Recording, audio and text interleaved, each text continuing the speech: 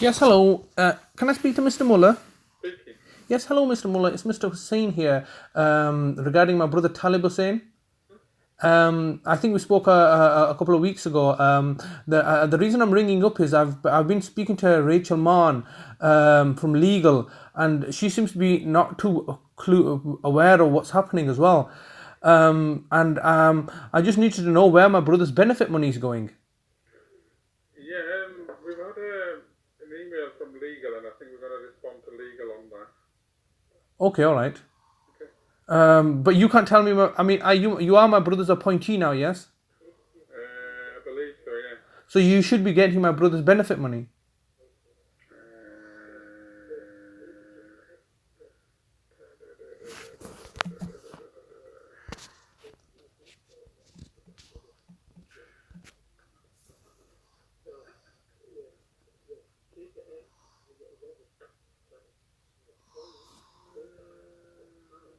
Yeah, we may be getting some money. Yes, and how would my brother Talib get this money? Because obviously, we're really struggling now, especially since my brother's come out in the community since December last year, and he's not had any access to his money. Obviously, our brother Adalat's refusing to engage us. I've gone down to speak to him. He's called the police on me. There's a large chunk of money that he's holding on to, which is as a result of court proceedings, where he's become a deputy. And I believe you are now asking him to give you that money, but there is weekly ongoing costs, i.e., my brother's Talib's weekly benefits that obviously neither Adalat's getting, and like he's not, Talib's not getting as well. So can we please prioritize so my brother can have access to some money? Yeah. I mean, we don't have any issue with that, but I think you'll probably have to go through legal on that. Yes, I mean I spoke to legal. When you say legal, you're talking about Rachel Mann, aren't you? Yeah, we are. Yeah. You're not talking about anybody else. No. Because I've spoken to Christine, what's her name? Christine Zukamanje. Have you spoken to her? No. Okay, so it's just Rachel Mann that you've spoken to. In the past, yeah, I haven't spoken to her recently or anything. Well, I'm surprised at that because I had a quite a lengthy conversation with her yesterday, and she said she's gonna, obviously speak to yourselves and find out what's going on. Because ultimately, my brother Talib, as you can appreciate, his liberties are being deprived of him if he's not having access to his benefit money for a period now approaching 6 months. And this is a very serious issue now. I understand, Mr. Muller, that you're very constrained in what you can say and discuss with me over the telephone right now. But if you can just please make a note that I have called today, highlighting the fact that my brother is entitled to benefit money, and if you're acting as his appointees, then it is incumbent upon yourself to get my brother this money. And a vehicle forward may be going through my brother's social worker, which is Baljet Nota. Baljet Nota. I believe she's contacted your colleague, Miss Pat Vadanian, in the past. Okay, let me just Baljet Nota, yes. Okay, well, I'll make a note of that and then pass it on to Pat and obviously to the legal people as well to see where we are. Yeah. Thank you very much, because obviously, if you are the appointees, you should have received a backlog of payments that obviously need to be paid to Talib, because ultimately I'm having to fund him, and I'm very, very restricted and restrained in my own financial resources. So please, can you look to high prioritize this, because I believe that you became appointees in March. Is that correct? I can't divulge that, can I? I mean, as you know, I can't. There's a very limited information. Yeah, okay, no problem. Because obviously my understanding was that previously when I've spoken to Pat Vadanian, she's told me that you're looking to apply to become an appointee, which is an easy thing to do from the DWP. But obviously the question that I have asked Miss Mann is this: that how have you become the deputy for my brother Talib's financial affairs, considering you have never been a respondent party in any proceedings?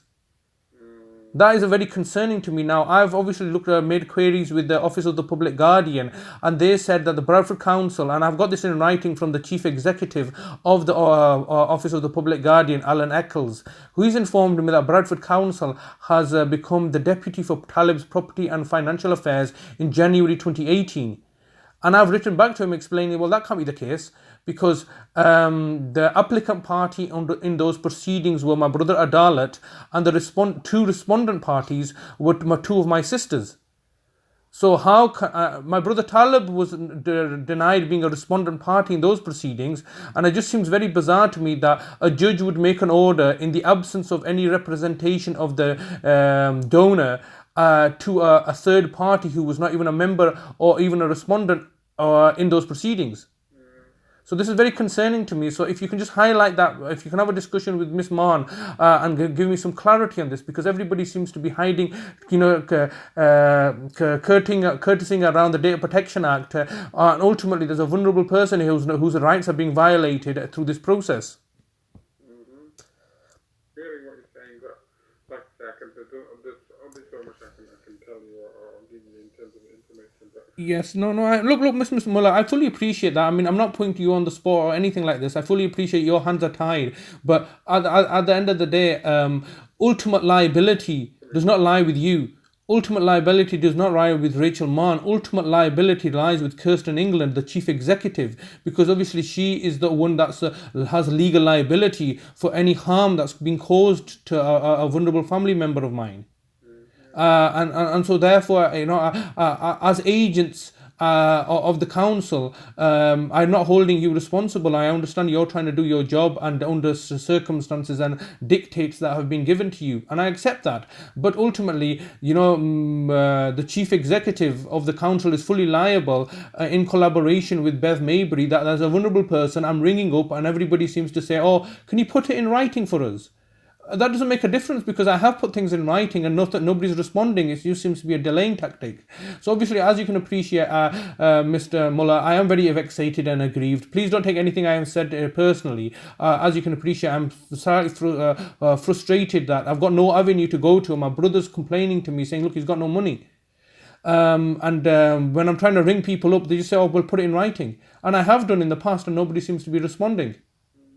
So it's very frustrating, especially when people are not doing what they're supposed to be doing. Particularly alarming is when the chief executive of the Office of the Public Guardian is telling me that Bradford Council have become Talib's deputy when they were not even a party in those proceedings. So there's clearly something gone awry here.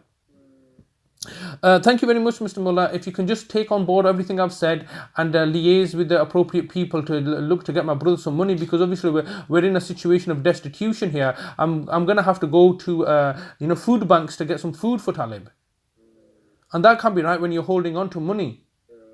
But we'll liaise with the social worker and see if we can find a way forward on this. Okay, thank you very much, Mr. Mulla. Cheers. Thank you. Bye bye.